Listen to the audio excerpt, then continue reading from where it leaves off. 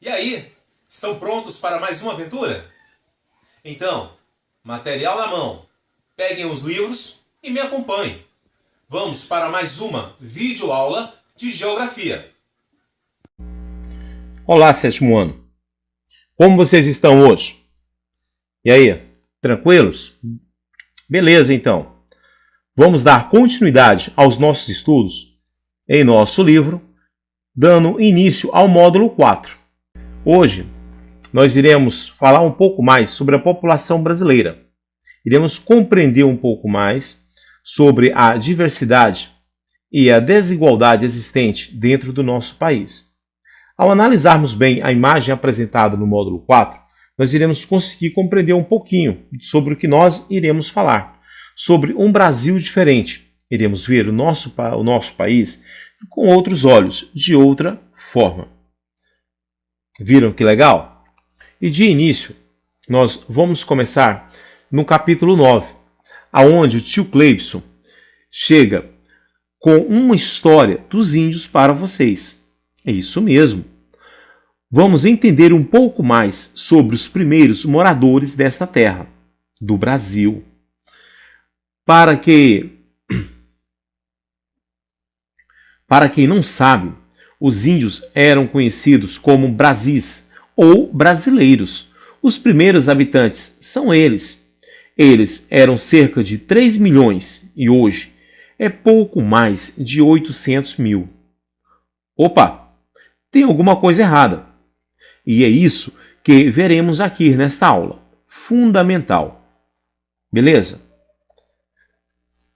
Então, vamos dar início à nossa aula. Passem o livro de vocês para a próxima página. Beleza. Eu quero que, primeiramente, vocês analisem um mapa ao lado. Nós estamos falando do mapa do Brasil, dos principais povos indígenas de 1500 e remanescentes. Os que permanecem até hoje ainda, os que conseguiram sobreviver dentro do nosso país. Analisem bem este mapa. O que eu quero que vocês percebam aí? Há várias tribos indígenas espalhadas dentro do território brasileiro. Não há um local específico, único dentro do país, para que esses povos possam viver em comunhão. Ou seja, eles se encontram espalhados por todo o território.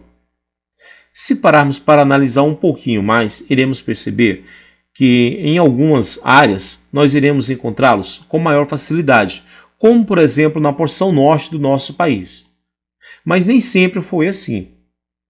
Vamos utilizar o nosso livro agora para compreender um pouco mais sobre esse deslocamento da população indígena do litoral para o interior. Ok?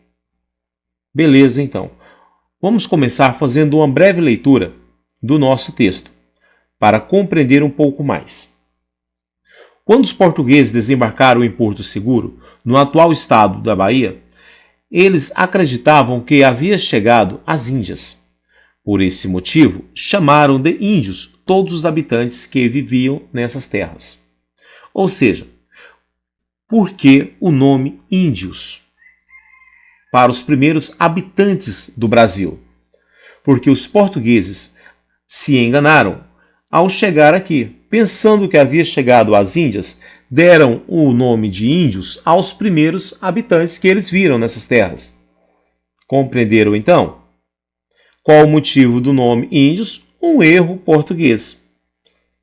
Pensando ter chegado nas Índias, chegaram foi realmente no Brasil. Beleza, então. Essa generalização foi uma maneira errônea e preconceituosa de se referir aos mais de 3 milhões de indígenas que se encontravam distribuídos em mais de 1.400 povos que já haviam habitado as terras que formariam o Brasil. Olhem bem o que nós temos agora. No início eram mais de 3 milhões de índios, distribuídos em mais de 1.400 povos. O que o livro quer dizer com isso, sétimo ano? Os tribos, eles estavam distribuídos em vários povos diferentes. Tribos diferentes. Por quê? que eles estavam distribuídos, não viviam em uma grande comunidade, porque tinham culturas, como língua, como aspectos físicos, como uma organização social diferente umas das outras. Ou seja, essas tribos, elas não eram iguais. As pessoas, os índios dessas tribos, eles eram diferentes. Um tupi completamente diferente de um guarani, de um chavante ou outra tribo. Até mesmo com relação aos aspectos físicos, como a altura.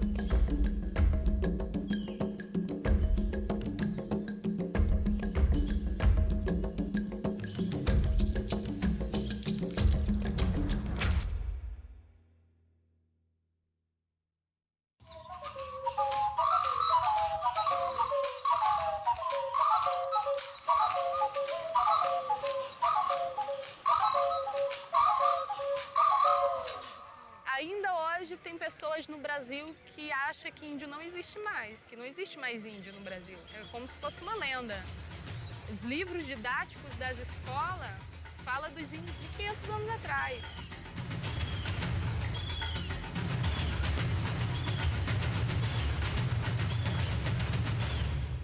O outro pensa que só existe uma cultura só indígena, mas na verdade existe várias culturas indígenas diferentes, a língua, a dança. E existe no Brasil mais de 223 povos. Eu sou do povo Guajajara.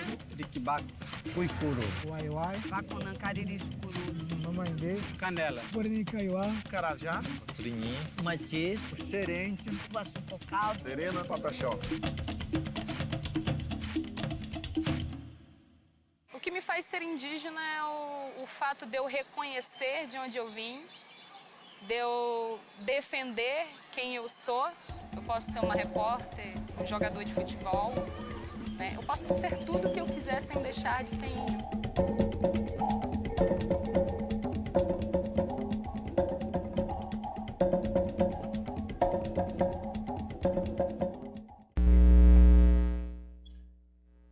Nesta página, nós vamos ver algo muito triste em nossa história. De certa forma, nós iremos falar um pouco sobre o genocídio que aconteceu em nosso país, o genocídio sofrido pelas tribos indígenas, pelos grupos indígenas que viviam aqui durante o período da colonização do nosso país. Primeiro, eu quero que vocês analisem bem a questão destacada no nosso livro aí, o termo genocídio. Vamos compreender um pouquinho mais sobre o significado desta palavra, ok?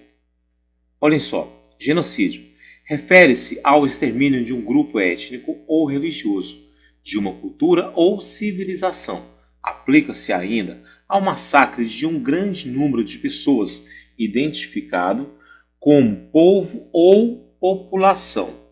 Observe bem, o que é o genocídio? É o extermínio, é a eliminação, é o massacre de todo um povo, de toda uma população. E isso aconteceu em nosso país, durante o processo de colonização. Observem bem o que o texto nos traz: o genocídio das nações indígenas. A partir do momento em que os portugueses identificaram a exploração econômica da colônia, deu-se início à prática de violência contra os povos indígenas, que passaram a ser perseguidos, presos e escravizados. Ou seja, os portugueses de início resolveram, através da violência, escravizar todos os povos que viviam aqui no nosso país. Todos os brasileiros que estavam aqui foram, de certa forma, escravizados à base da violência pelos portugueses, com um objetivo naquele período, apenas a escravização, ok? Embora tenha havido resistência por parte dos indígenas, eles acabaram se submetendo ao domínio europeu. Por que o índio se submeteu ao europeu? Porque ele aceitou ser dominado. Olhem como é simples compreender isso. A superioridade militar dos colonizadores que utilizavam armas de fogo foi um dos fatores mais decisivos para o extermínio dos povos nativos. Ou seja, Os índios, eles tentaram lutar, só que a luta ela foi muito desigual. É só você parar e imaginar o índio com um arco e uma flecha lutando contra o homem branco com uma arma de fogo na mão. É, isso mesmo. É uma luta muito desigual, muito injusta. Consequentemente, a superexploração do trabalho escravo indígena e as epidemias causadas por doenças trazidas pelos colonizadores também contribuíram muito para esse genocídio, esse quadro de genocídio ao todo. Se pararem para analisarmos bem, nós temos aqui ao lado um quadro bem interessante, onde ele nos mostra que no início, a maior parte da população brasileira, olha só, 2 milhões de indígenas naquele período de 1500 viviam no litoral. Apenas 1 milhão no interior, ou seja, a metade da população, menos da metade da população de indígena estava no interior e o dobro da população do interior estava no litoral. Conseguem observar bem? O que aconteceu? Com a chegada dos portugueses, os primeiros a terem contato direto com o europeu foi os índios do litoral. Consecutivamente, foram os primeiros também a serem exterminados. Qual foi o reflexo de tudo isso aqui? O que nós temos hoje? Olhem bem, metade da população indígena vive no litoral e a maior parte da população indígena vive no interior. Houve uma troca entre a concentração da população indígena, que antes era no litoral, agora passou a ser no interior. Por quê? Por que isso aconteceu? Primeiro, por causa do contato. Grande parte dos índios do litoral foram exterminados. Tiveram contato primeiro com o homem branco. O interior, de certa forma, os índios do interior eles estavam protegidos pela floresta.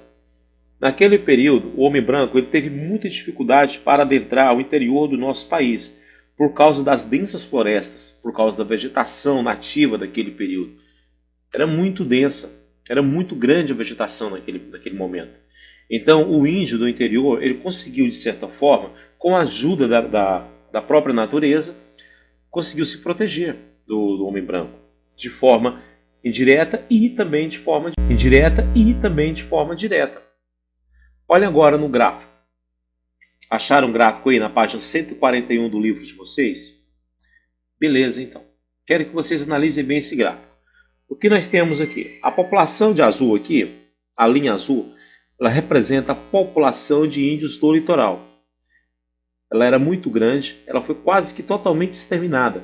Hoje, uma pequena porção, estamos falando de dados que vai até 2010, mas hoje, em 2020, não mudou muito não. A menor parte dos índios se encontra no litoral, enquanto a maior parte se encontra no interior ainda. O índio, de certa forma, ele foi forçado a migrar do quem estava no litoral para o interior do nosso país, para se proteger também do próprio homem branco, do europeu que chegou até aqui. Ok? Tranquilos então. Na nossa próxima aula, eu irei dar continuidade aos nossos estudos sobre os povos indígenas no Brasil. Tranquilos? Só um pequeno lembrete para vocês do tio Cleibson. Por favor, anotem abaixo os nomes. Não esqueçam de colocar os nomes de vocês para as chamadas. É muito importante. E além dos nomes, dúvidas. Qualquer dúvida que seja, não importa ela. Anote, mande a dúvida para a gente. O tio Cleibson vai ficar muito feliz. Pode ter certeza. Eu ficarei muito feliz em discutir o assunto com você, em trabalhar o assunto com você. Eu irei ajudá-lo. Eu estou aqui para isso. Esse é o meu objetivo. É auxiliar vocês a um melhor conhecimento sobre o conteúdo. Então, pintou uma dúvida, apareceu uma duvidazinha aí? Anotem abaixo. Tranquilos? Então, um abraço a todos vocês. Até a nossa próxima aula. Tchau, tchau.